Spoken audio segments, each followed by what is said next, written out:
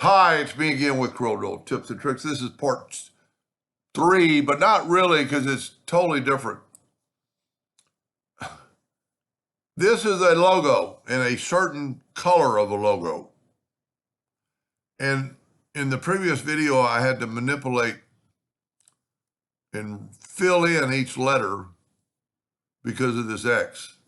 Well, if you don't have that X and you want all these letters to be that color,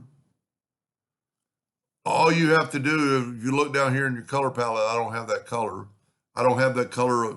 I probably have something close, but I don't have anything that color. I'm going to take a square.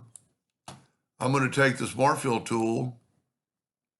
I'm going to get the eyedropper, and I'm going to sample that color. I'm going to put it in there. And look at that. Now it's in my document palettes.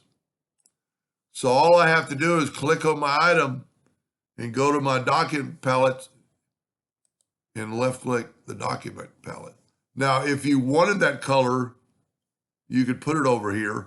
I don't want that color, but all you have to do is just drag it over and put it in there. And I would suggest putting it, near a green, but so anyway, document palette, and you, let's say, okay, I'm done. I don't want that color. Click on that color, go to this arrow, delete color. If you got some colors in your document palette that you use, and see, ever since I started this page, I've got that yellow and that gold. But anyway, hope that was a little bit of helpful, and thank you for watching.